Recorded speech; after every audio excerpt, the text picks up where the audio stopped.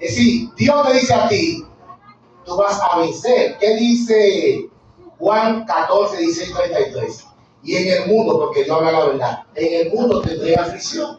Entonces, ¿por qué nos quejamos a veces tanto de la prueba si Dios no nos dijo que iba a pasar? Jesús dijo, en el mundo ustedes van a tener esa palabra aflicción. Abarca todo lo que podemos pasar, muerte, hambre, falta de empleo, todo. Jesús te habló claro en este camino. Tú vas a tener aflicción. Entonces no nos quejamos. Hay tantas pruebas, hay tantas dificultades. Ayúdame por mí, ayúdame a sacar este problema. Hermano, Dios te dijo a ti que tú vas a tener aflicción. Ahora, ¿qué nos promete Dios en ese nuevo versículo? Que estas aflicciones que a ti te atormentan, Él la ha vencido. Por eso dice, ten ánimo. Porque yo he vencido esas aflicciones que también yo le he vencido. Y al que venciere, le entraré a comer el árbol de ¿qué?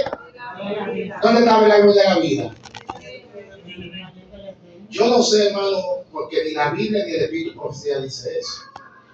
No sé qué tiempo duró Adán comiendo del árbol de la vida. Pero mi hermano, eso era bueno. Porque no sé si fue mucho o fue poco. Pero vivió casi 1000 años con esa pila cargada. 1000 años vivió. Y era tan bueno el árbol de la vida que voy a poner un ejemplo. Tenemos 6000 años de pecado. 6000 años de pecado tenemos en la cotilla. Y aún usted ve un vicioso, un indigente comiendo cosas de la basura y todavía el cuerpo funciona perfectamente. Mire el poder que tenía el árbol de la vida. Ahora, lo grande es, la gran pregunta sería, ¿y por qué necesitamos el árbol de la vida si ya vamos a tener cuerpo transformado y vida eterna? Claro que lo necesitamos. ¿Usted sabe por qué lo necesitamos? Porque la historia se va a repetir. Lo mismo que Dios hizo al principio, porque bien, iglesia, lo que Dios tiene para nosotros. Dios tenía un plan y era que el hombre viviera para siempre. Eclesiastés capítulo 3, versículo 11 dice que Dios puso eternidad en el corazón del hombre. Entonces, el plan que Dios tenía era que el hombre viviera para siempre. Pero el pecado entró a través de Satanás y arruinó el plan de Dios. Pero Dios no se desanimó y votó el plan. Dios mantuvo su plan permanente y vino a salvar al hombre. Y si usted lee Isaías capítulo 66 y Apocalipsis, todo el Edén va a volver otra vez. El Edén que está en el cielo va a volver otra vez a la tierra. Y el árbol de la vida lo vamos a necesitar porque tú y yo somos criaturas y no tenemos vida en sí mismo. Necesitamos el árbol de la vida para mantenernos como vivo. Porque el único que tiene vida en sí mismo, vida eterna, es Dios el Padre, Dios el Hijo y Dios el Espíritu Santo. Amén. Por lo tanto, el hecho de que mi cuerpo esté transformado, que Dios me dé vida eterna, no me inmortaliza. Porque el ser humano no tiene inmortalidad. Y la vida eterna que Dios le dio tanto a Lucifer como a Adán fue condicional. Dice Ezequiel 28, hasta el día que se halló. Hasta ese día llegaste tú de ser perfecto. Adán llegó a ser perfecto hasta el día que comió de qué? Del árbol de Bema, el cual está en medio del paraíso. Al que venciere. ¿Cuál es la primera promesa a la iglesia que venciere? Va a comer del árbol de qué? Dice el mismo libro de Apocalipsis que va a dar un fruto diferente cada mes. Imagínense, hermano, cuando usted llegue allá, el hermano Rafael, ¿verdad? Que llegue al cielo por la gracia de Dios. Y el hermano Rafael se le ponga al lado a Adán con 14 pies. Con 14 pies necesita llegar, no a la de Adán, no a la estatura de Cristo. Porque dice la sierva del Señor en el deseo de toda la gente que los dos Adán se van a juntar allá. El Adán, como dice Pablo, el primer Adán y el segundo Adán. Y el segundo Adán fue mejor que el primer Adán. Entonces los dos Adán se van a juntar, usted lo va a ver, ese encuentro, usted lo va a encontrar allí. Uno que perdió y otro que venció. Ahora, el que venciera le haré comer maná escondido y le haré una piedrecita blanca.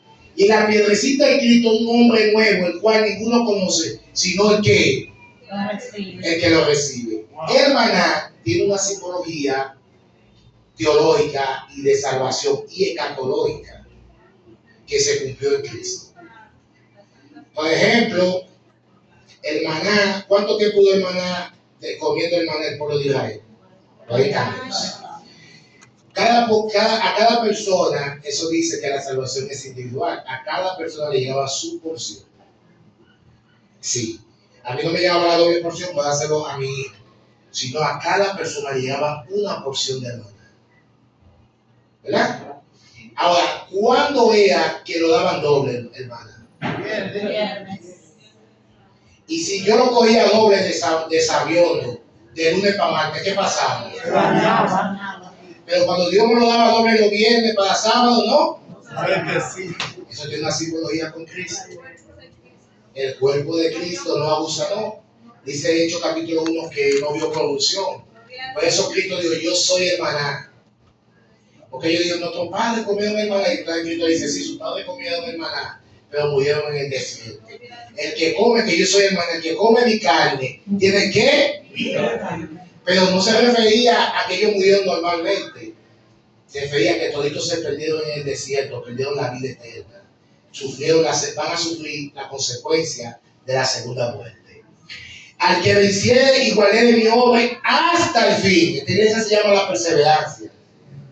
Es decir, al que venciere, iguala mis obras hasta el fin. Yo le daré autoridad sobre las naciones y le daré la estrella de que alabado sea el nombre de Dios. Dale adelante. Ahora, hay otra promesa a la iglesia. El que venciere será vestido de qué? Y no borraré su nombre del libro de la vida. Y confesaré su nombre delante de mi Padre y de los... ¡Wow! Hermano, ¡qué noticia! ¡Qué noticia en la palabra de Dios! Primero vamos a analizar vestidura blanca. Tiene una simbología de salvación increíble. Cuando Adán dijo que se sentía desnudo, no era desnudo que se veían sus genitales, sino que había perdido la gloria de Dios. El pecado lo desnudó, le quitó lo que tenía acceso al Padre. Dice, tuve vergüenza y me escondí cuando me sentí desnudo. En Lucas capítulo 10, cuando el hijo pródigo se va, el padre lo abraza, que representa a Dios, y le quita la vestidura sucia y le pone una limpia y hace fiesta. El intruso que entró a la boda sin estar vestido para quien fuera, usted no tiene vestidura, no tenía la gloria de Dios.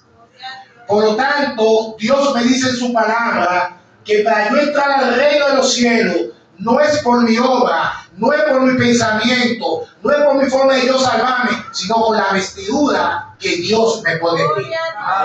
Porque la salvación no es lo que yo hago, sino lo que ya Cristo hizo por mí. Es Cristo que me pone. Hermano, cuando usted dice, no, Dios no ve mi pecado. Sí, Dios no ve tu pecado. ¿Sabes por qué Dios no ve tu pecado? Porque tú tienes la vestidura de Cristo. Y el Padre ve a Cristo a través de ti. Porque ahí es que está la salvación. Soy pecador, pero Cristo me viste con su vestidura. Entonces soy perdonado, soy lavado con su sangre, pero estoy vestido con la vestimenta del Cordero que quita el pecado. Entonces ya Dios no te ve a ti, no ve a Eddie, no ve a Rafael, ve a Cristo Jesús a través de ti. No borraré, dale para atrás. No borraré su nombre del libro de la vida. Usted sabe que nosotros hablamos mucho de cosas espirituales, pero no analizamos. Señor, ¿estará mi nombre en el libro de la vida? En Lucas capítulo 10, cuando Cristo mandó a predicar a los 70, ellos vinieron gozosos y se nos sujetaron los demonios, sanamos gente, y Cristo se puso contento. Pero Cristo le dijo una palabra y le dijo, eso está muy bien, pero trate que su nombre esté escrito en el libro. Todos los días tenemos que hacer esa pregunta con Dios. ¿Estará mi nombre allí? ¿En el libro de la vida? Yo no lo lograré, pero algo bonito, hermano. Qué bonito que usted se llame Tito. Y Jesús le diga al Padre de los ángeles, ese Tito el que venció. Eso es lo que me dice la palabra. Es decir, Jesús te va a presentar al Padre y a los ángeles con tu nombre y apellido. Es decir, Dios te va a confesar tu nombre al Padre. Mira, esa es mi hija Josefina, que sufrió, perseveró, pero venció. Y no solamente delante de los padres, sino delante de todos los ángeles. Yo digo, alabado sea el nombre de Dios. Hermano, ¿tú quieres que Dios te vista de vestidura blanca? ¿Tú quieres que Dios no borre el nombre tuyo en el libro de la vida? ¿Tú quieres que Dios confiese tu nombre en el cielo? Nosotros nos ponemos muy contentos cuando estamos esperando una gran bendición, ¿verdad? Y dice, fulano de tal, presente. En el cielo vamos a estar contentos y felices con eso. Dale adelante. El que venciere, yo le haré una columna en el templo de mi Dios y nunca más saldrá de ahí. Cuando usted ve muchos monumentos, paseos de los famosos, hermano, usted va a tener una columna donde usted nunca va a salir de ahí. Esa es la promesa que Dios hace. Al que venciere a él, que se siente conmigo. ¡Ay! Hermano, sentarse al lado del trono de Dios, al lado de Cristo, así como yo he vencido y me he sentado con mi Padre en su trono. ¿Quién dijo que usted no va a tener trono en el cielo? Usted va a tener un trono más chiquito que el del Padre, el Hijo, pues va a tener un trono. Eso es lo que me dice, al lado de Cristo, voy a estar al lado de mi Señor. Así como yo he vencido, así también venceré. Adelante. Más adelante. No van a Éfeso. Sí existía literalmente en los tiempos de Juan. Era la iglesia primitiva. El autor se presenta como el que tiene que, el que anda en medio de los 7 candeleros de oro. ¿Quién era? ¿Dónde estaba el candelero de oro? En el lugar santo. ¿Por qué dicen que Jesús andaba en el lugar santo? Porque Cristo, cuando resucitó, pasó del altar de sacrificio al sumo sacerdote al lugar santo. Todavía estaba ahí, no había llegado al lugar santísimo.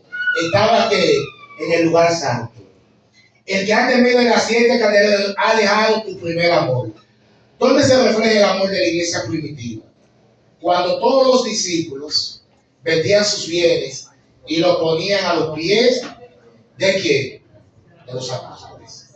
Por eso Dios en Hechos capítulo 5 castiga a Ananías y a Zafira, porque ellos estaban atentando contra la unidad de la iglesia y lo que Dios mandó. Bernabé fue uno que vendió su casa, vendió todas sus cosas y la puso a los pies. Con el correr del tiempo esa iglesia perdió ese amor. Ahora la gran pregunta será, ¿nosotros hemos perdido ese amor? ¿No hemos perdido ese amor? Hacia Dios, hacia nuestro pueblo, dar adelante. La pérdida del amor se manifiesta específicamente en el descuido en trabajar por la salvación de las almas. No solamente los discípulos estaban enfocados en dar su bienes para el Señor, sino que ustedes ven que ellos predicaban a tiempo y fuera de tiempo. Hermano, yo me hago la pregunta, ¿tenemos nosotros ese problema hoy en día? ¿Los hermanos han perdido el primer amor de la salvación por las almas? Sí. Esa es la realidad. Quisiera una iglesia así, pero la mayoría sí. Usted solamente tiene que hacer una pregunta por todo el director de obras misioneras del país y diga quiénes van a las 3 de la tarde a hacer la obra misionera. Y eso es peligroso. Porque todo el que tiene un encuentro con Cristo se hace misionero de Cristo. Amén. San Juan 4 dice que la mujer samaritana, cuando habló con Jesús, dejó el cántaro y se fue a predicar. No hay cristianismo en privado y de consumir solamente. Hay que predicar. Recuerda por tanto de dónde ha caído. Arrepiéntete y haz las primeras obras. Debemos recordar el pasado. El Espíritu Santo nos guiará a arrepentirse. El Espíritu Santo nos convence de pecado y seremos motivados a cambiar. Miren, ¿por qué a veces nosotros tenemos problemas con el pecado? Lo primero es que el pecado es detestable y odioso a la vista de Dios. De hecho, Dios va a destruir el pecado, que es sinónimo o igual que la muerte. Dios ama al pecador, pero aborrece el pecado. Ahora, ¿qué es arrepentirse? Es cambiar de dirección, es apartarse del pecado. No solamente confesar, sino que yo tengo que apartarme ¿de qué? Del pecado. El problema es que a veces confesamos, pero no nos apartamos. No nos apartamos. Y no pedimos fuerza de Dios porque nos gusta el pecado, porque lo tenemos en la carne, lo tenemos en la sangre. Sin embargo, el pecado es como cuando ha comido limón dulce aquí. ¿Verdad? ¿Qué dulce? Pero al final, ¿qué tiene? La jovencita le dicen a la jovencita: tú eres virgen, tú eres señorita, ven a disfrutar la vida, que el sexo es bueno sin casarse y todas las cosas. Le dice lo bueno que es el acto, pero no le dice lo malo de la consecuencia del acto. Una enfermedad, un SIDA, un papiloma humano, un embarazo no deseado, un niño traído al mundo sin preparación física ni mental. No, nadie, el diablo no te dice nada de eso. Ven, bebete una cerveza, cuando dice que te va a dañar, te va a hacer un cáncer del hígado. Entonces, es yo apartarme de qué. ¿Qué dice Proverbios 28:13?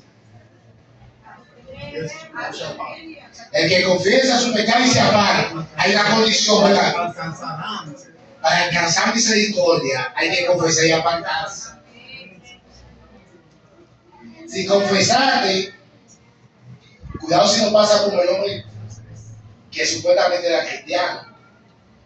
Y él decía, le gustaba robar gallinas. Entonces robaba una gallina y le pedía perdón a Dios. Al otro día robaba otra gallina.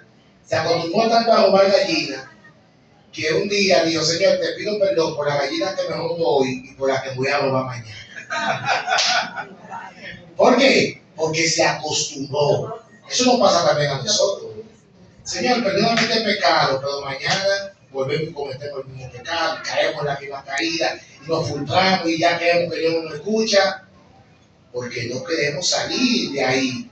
No nos apartamos. Si a ti te llama la atención un colmador, no pases por un colmador. Si a ti te llama la atención una música que no glorifica a Dios, no pases por ahí. Dice Pablo que le aconseja a Timoteo, que es un joven, huye de las pasiones juveniles. Debemos regresar y comenzar de nuevo. Nos conduce a la renovación y el crecimiento. Miren qué pensamiento de la sierva del Señor. Dale. Dice aquí: su falta de interés. ¿Qué hace falta en la iglesia? Por la salvación de las almas.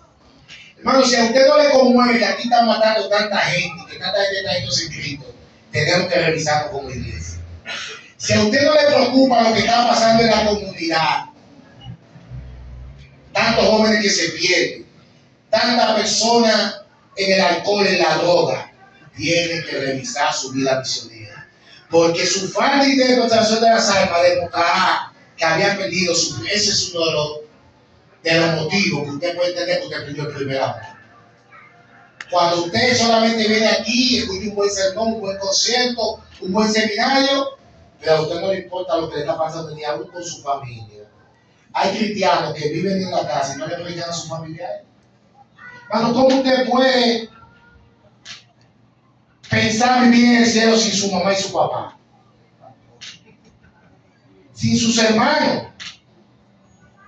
Había una vez allá en la iglesia de Mella una vecina que vivía una al lado de otra. Y la hermana, que era de la iglesia, nunca le predicó a esa hermana. Entonces el evangelio le llegó a través de otra persona. Y en ese entonces, hace mucho tiempo de eso, los bautismos se hacían los sábados de la tarde y los viernes de la noche, pero mayormente los sábados de la tarde se hacían los bautismos. Y cuando la vecina vio a su vecina bautizándose, que no cooperó con la salvación de ella, que Dios se bautizó, que salió, le dijo, oh, la felicito por la decisión que ha tomado. Entonces la vecina le dijo, gracias, pero no entiendo por qué usted viviendo tantos años al lado de mí, nunca me predicó de este Cristo que vive y salva para siempre. Si yo no impacto mi zona de donde yo vivo, que sepa que yo soy cristiano y que yo quiero salvar a mi vecino, tengo problemas. No es que usted dé una fe de Jesús, es que usted diga, vecina, venga, vamos a... Nadie se rehúsa a menos que no sea una persona atea o agnóstico. Pero todo el mundo, venga, 10 segundos para orar por su familia, vecina, venga, cierre los ojos. Que la gente sepa que hay un hijo de Dios y una hija de Dios en ese lugar. Amén. Porque nadie, oiga bien, porque nadie puede amar a Dios con todo el corazón, la mente y el alma y la fuerza, sino amar aquello por el que Cristo murió. Nadie. Y cuando habla ella que por lo que Cristo murió por el adicto a droga, por el psicópata, por el asesino. A todos tenemos que amarlo, porque así como murió por usted, también murió por esa persona. Porque Dios no hace excepción de personas. Para Dios todos somos como, para la salvación, iguales. Dale adelante. Debemos procurar conocer nuestras faltas. ¿Qué es lo primero que tenemos nosotros? Una autoevaluación. Y pecados que causan tinieblas y debilidad espiritual y apagado nuestro primer amor. Ustedes saben, hermano, que hay pecados individuales y hay pecados colectivos. Hay pecado por nación. Nínive pecó como nación y se arrepintió. Acán, Josué capítulo 7, pecó individualmente y por el pecado de un hombre perdió su familia, pero también se perdieron hombres inocentes. Eso pasa también en la iglesia cuando hay pecado oculto. El pecado afecta a la iglesia. Por eso siempre la predicación es que siempre que lleguemos un arrepentimiento y cambiemos que nuestra forma de vivir. Entonces, ¿qué hace el pecado? Que nos causa y nos apaga nuestro primer amor. Dale adelante. Aquí lo voy a dejar porque vamos a pasar para la iglesia del Mina, ya son las 12. Yo sé que ustedes tienen actividades para esta tarde. Hermanos, ¿qué hemos aprendido esta mañana? Que la iglesia es quién. ¿Quién es el pastor de la iglesia? Cristo. Pero también el pastor Miguel también es de aquí. Es de aquí del distrito. Pero el pastor, el que le duele la iglesia, es Cristo. Y Pedro, que era pastor también y anciano, dice: el pastor de los pastores es Cristo. Entonces, como Cristo es el pastor de la iglesia, tenemos el mejor pastor del mundo. Ahora, la iglesia no va a luchar con el que no quiera, porque Jesús era el pastor y se le perdió uno que lo traicionó y el otro lo negó 3 veces. Y Judas tenía el mejor pastor del mundo, 3 años y medio pastoreando en la iglesia, y aún así se perdió. Pero tú y yo no somos quienes para saber quién se va a perder y quién se va a salvar. Aquí para la gloria de Dios todos nos vamos para el cielo. Amén. Amén. Porque al que venciere, yo le daré ¿qué? Así que ya no sin miedo.